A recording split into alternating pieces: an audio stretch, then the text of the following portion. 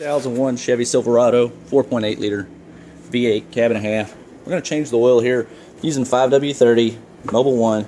I'm using a Mobil 1 filter, and I ended up buying just two 5-quart jugs of oil. It's just cheaper that way. I think they want anywhere from $6 to $8 for that extra quart. It's going to take 6 quarts of oil.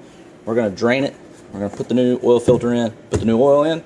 Bada boom, bada bing. That's how it's done. Okay, we're about to remove the oil plug, drain plug. I think it's a 13 millimeter. That's what I'm using. You'll see right next to it, this is the driver's side.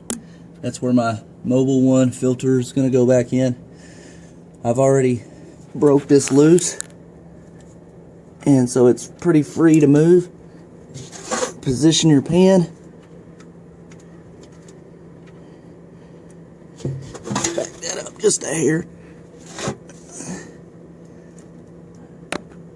Make sure you hold on to your oil plug here, and as it starts to get close to getting backed out, I put pressure on the front of it, or push forward, and then comes the oil. You can see it draining out here. Sorry about the shakiness. So we're going to drain that, and while that's draining, I'm going to go ahead and remove that oil filter, put the new one in as well. Now, I didn't mention at the beginning of the video, but you probably obviously know that in order to take this oil filter off, you're going to need some kind of oil filter removal tool. I call it just an oil filter wrench. I don't know what the technical term is. That's what we're going to use here to remove that oil filter.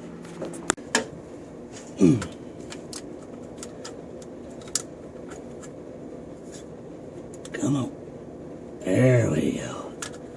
Now we're cooking. So I'm laying on my back using my left arm here.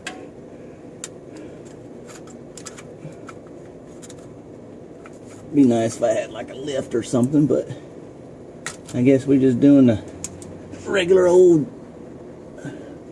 backyard oil change. Adjust my pan a little bit. There we go.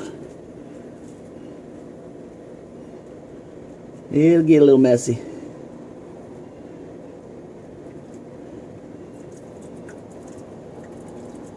Let that drain a little bit. I try not to fling that everywhere.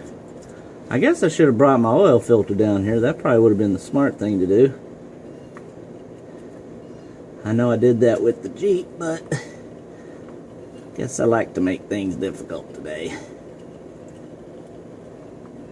So it's getting close. So as it gets close, kind of put a little pressure on it. That way it doesn't fall around, splash all like that. Wait, I'm just gonna set it in the pan. It's gonna get a little messy.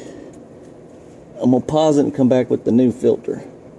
Alright, now whether you're supposed to do this with these filters or not, it doesn't say anything on the box. Something that I always do is I'll pop this little rubber gasket ring off. And what I'm going to do is take a little bit of the oil.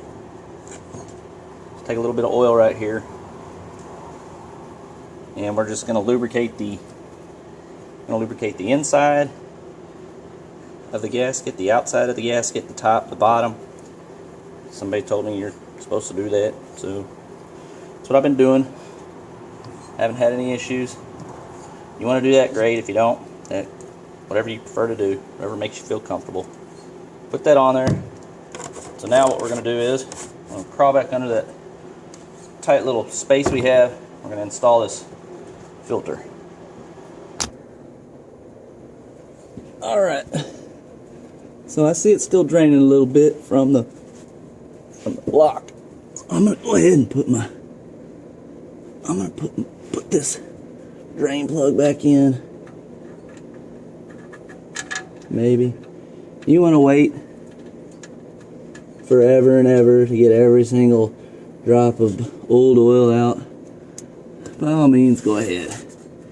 But it's Sunday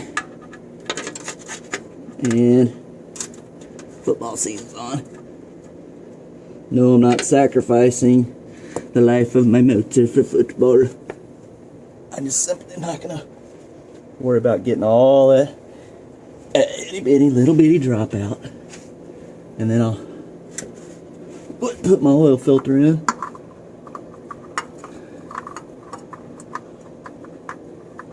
Get it going.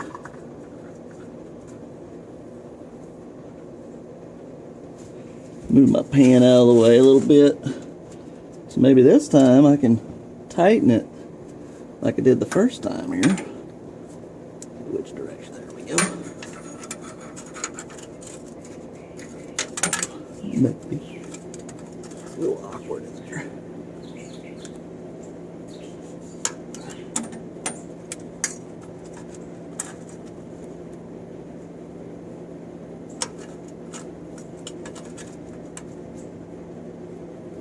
You don't want to over tighten it. I'm still just picking up on that slack that I couldn't. Normally these have like a little rubberized coating on the bottom and I can tighten it up pretty good, but this one here for some reason does not. So I'm gonna get it just a good snug turn about right there. Just make sure that it's on there. You don't want to over tighten it. You don't want to under tighten it. So that's a good fit right there. So now we're going to go ahead and pull this old oil out. And what I do with the old oil is I just dump it in those 5-quart jugs that I have after I get done putting oil in the truck here. So what we're going to do is we're going to go ahead and put oil in the truck, dump this crap out, and we're done. Okay, we're going to add oil to the motor right here. Engine oil, 6 quarts, easy to remove. Grab your funnel. Should have a pretty clean funnel. Mine's pretty clean. And then we're just simply going to start adding our oil here. I have 1 quart in this one, 5 quarts in the other. Obviously you could buy 5 quarts and add 1 extra, but again, I'm trying to save that $8. It's ridiculous. I bought this for about $23, I believe. So do the math. $23, 5 quarts, that's less than $5 a quart. And you're going to pay $8 for that extra one. You might as well just buy the extra. Plus we have so many vehicles. Have the truck. Have a Jeep, Mustang, motorcycle, all that good stuff. So by the time you start changing all your oils, you might as well just buy in bulk. Pretty exciting filling it up, isn't it? Yippee! So we're gonna fill it up, run it. That's it. That's how you change your oil. Piece of cake. Just 3 main things is drain it, put the plug back in, change the oil filter, put the new one back in. Obviously that means change. Then add oil. And you're good to go. I like to start mine, run it, make sure I get good oil pressure. So that's how you change the oil. Okay, so we're going to dump our old oil into these jugs that we just got finished using. And we're going to keep this just in case we need to use it to lubricate any parts, or if they just quit making oil because of the zombie apocalypse. Well, then we got a little bit of oil left over, don't we? Yippee! And that's how it's done.